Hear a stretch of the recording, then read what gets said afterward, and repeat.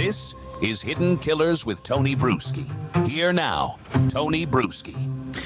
There's the trauma of the act itself, and then there's the trauma that settles afterward. The kind that creeps into your neighborhood, your routines, your parenting, and your peace of mind. This one didn't just affect a family, it hit a whole community. And for a lot of people, it shattered the illusion that this place, this safe, scenic, family-friendly corner of the world was immune from horror. I've talked to parents who've let their kids play out by the creek behind their home for years, mine included. I've watched families, including my own, enjoy these trails, these woods, thinking this was one of the last places left where kids could still be kids without fear.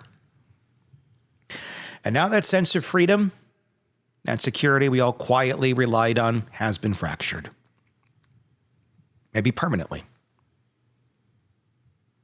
So what does that do to a community? What does that do to how we parent? How do we function? How do we decide what's safe and what isn't? Today, I'm joined again by psychotherapist and trauma expert Shavaun Scott, and we're talking about the collective trauma that comes after something like this, not just the shock, not just the grief, but the long-term recalibration of what safety even means. We discuss the psychology of parental fear, how trauma can shift entire communities into a state of low-grade anxiety, and how to distinguish healthy caution from paralyzing paranoia. And we get into one of the most haunting pieces of this case, that final moment when Clinton was stabbed and Kristen turned to the attacker and asked, "Why are you doing this?" before telling the children to run as far and fast as they could. This wasn't just instinct. That was sacrifice. That was parenting at the edge of human endurance. And it tells us something about what she knew and what she didn't. Let's get into it. We're not trying to play a game of, who had the most trauma here, because clearly those children win the award for that, the award nobody ever would want to get. But there is a thing as communal trauma, where a community feels it at the same time. And I would say that that's a big thing here right now, because this is a very family-oriented community. People come here because of the lifestyle, because it's very safe, because there are very good schools, because you can live in relative safety and not fear for your life. I'm certainly questioning some of my own rules of letting my child run around in the neighborhood. And an interesting thing in this area for me is I've been, I'm not to say a helicopter parent, but I have in time relaxed some of the anxiety of that with society. And in past years, I've let my daughter go out and play in the back, go in actually to the woods, which are in the back, to go play with a friend and play by the creek and play literally by one of these trails.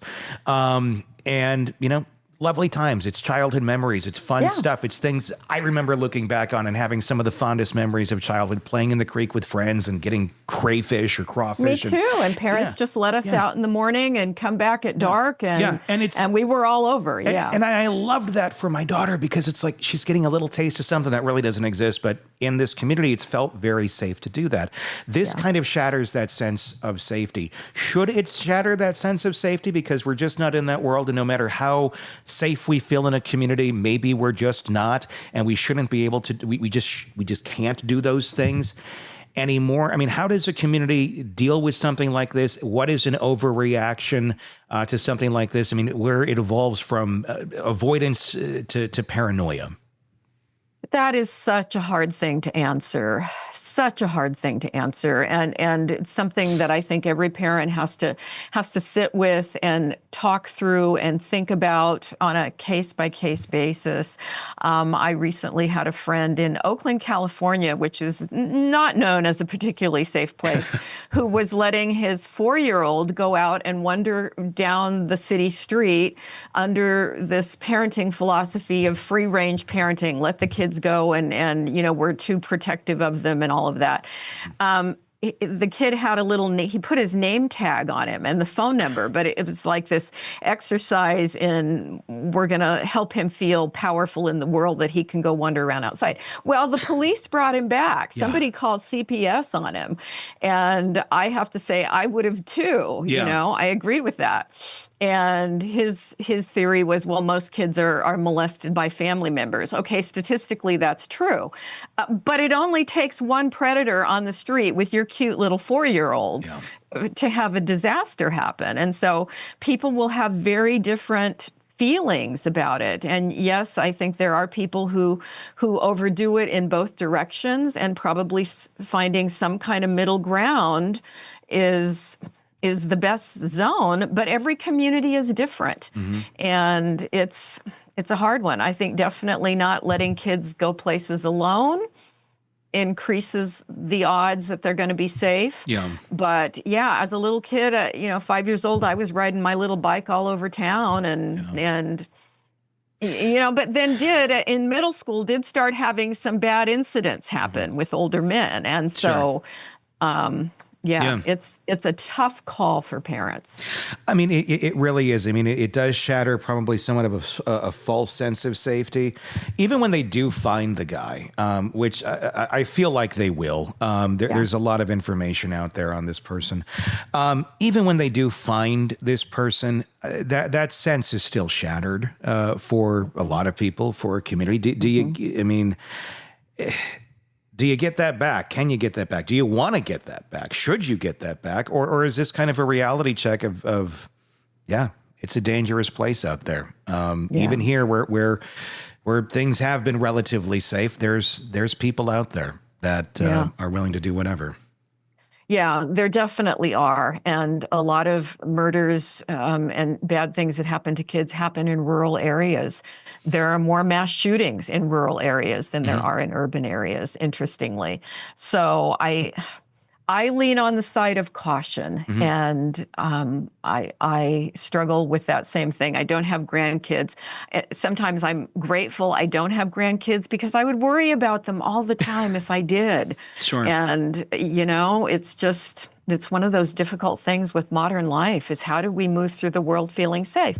And the other thing is there have always been a certain amount of bad things that happen. But now because of the media and the internet, we know about all of it when it happens. Yeah. And so that increases our sense of danger that, there's really no safe place. I mean, it really does. I mean, obviously this community where it happened in here, where I'm at, is feeling it. But now anybody who's watching this anywhere is going to be thinking about hiking and maybe we're going to go to IKEA this weekend instead of the hiking trail. I was thinking about it. I was doing the same thing. We've got all kinds of hiking trails in Oregon, and you can be out far away and never run into another person. And it's like, I don't think I'd feel comfortable doing that right now. No, I mean, honest to God, it was running through my mind that day, but then I looked at the temperature and said, no, we're going to go not do that. We're going to go in the pool instead. But there's one other piece of this that I wanted to pass by you and get your thoughts on. And that's the moment as to which the horrific incident took place where the man came up to the family and stabbed Clinton in the chest. Kristen, allegedly, according to the kids in our reporting here, said, "Why are you doing this?" I'm just going to leave it at that. Why are you doing this? What do you make out of that message and those words from Kristen to the attacker as it was happening, and then urging her children to run fast and as far as you can? Notice she didn't run as fast and as far as she can with the kids. She stayed there. Why are you doing this? Does that tell you anything? Well, it tells me that she did not know this person. Okay. And that... I mean, that would be the first thing that would pop into my head. Could I be wrong on that? Sure, I could be. Sure. But you would think if this was someone that you had a stalker or a vendetta with them, that, you would have had some inkling of why they were doing it. This is the guy that's been following us around or whatever. But the fact that she told the kids to run, good mom, protective. That was the best thing that she could have done. And she probably wanted to protect her husband. I mean, that would have been my inclination too. Can I fight? Can I do something physically? Even if that was completely not in reality, but that was probably her instinct at that point, was to try to help. I'm also going to guess on this one. that it was run as far and fast as you can, because mom's going to stay back here and I'm going to distract this guy to make sure he doesn't go after you. Because if she didn't tell the kids to run, if she stayed there and got attacked too, then the kids would have been there. And God knows. Yeah. I mean, does this read to you like this guy was targeting just the parents and the kids just happened to get away? Or, was it let's take out the parents and then do something with the kids? Could have been either way. Yeah. Could have been either way. And when he's caught, and if he'll open up about what was this bizarre fantasy that he was enacting, it'll all make sense if he'll open up and talk about it. There's a reason this case is hitting so hard for people who've never even met the Brinks. It's because it's tore open something we don't like to talk about. That the world is far less safe than we pretend it is. That even in the quietest towns, on the happiest trails, there are people capable of unimaginable violence. And that sometimes we don't see it coming until it's too late. What Shavaun Scott laid out today wasn't just about individual trauma. It was about communal recalibration. It was about how events like this shift our behavior, our trust, and our willingness to let kids run free in the woods ever again. Doesn't mean we're broken. It means we're human. And once you see the world tilt like that, you can't unsee it. We also talked about the mind of the killer and how this attack doesn't read like randomness. It reads like ritual, like fantasy, like a story in someone's head that had been written long before it was acted out. Tapping the plates, dressing all in black, wearing or walking into family space with no attempt to blend in. That's not improvisation, that's performance. And it wasn't for us. It was for him. Kristen's final words, "Why are you doing this?" weren't just the last words of a mother trying to make sense of the impossible. They were the clearest indicator we had that this wasn't someone the family knew. She didn't scream his name. She didn't say, "I knew you'd come." She asked a question no one in her world had the answer to. And she stayed back to make sure her kids had a shot at getting one. That's not courage, that's clarity. That's instinct on fire. This community will heal eventually, but the illusion is gone. The safety we thought we had, we'll have to rebuild it from scratch. And the only way we do that is by talking about it, preparing for it, and never again pretending that this kind of evil is something that happens somewhere else. Let me know your thoughts in the comment section on YouTube. If you're not there already, just search Hidden Killers with Tony Brueski, and you'll find us there.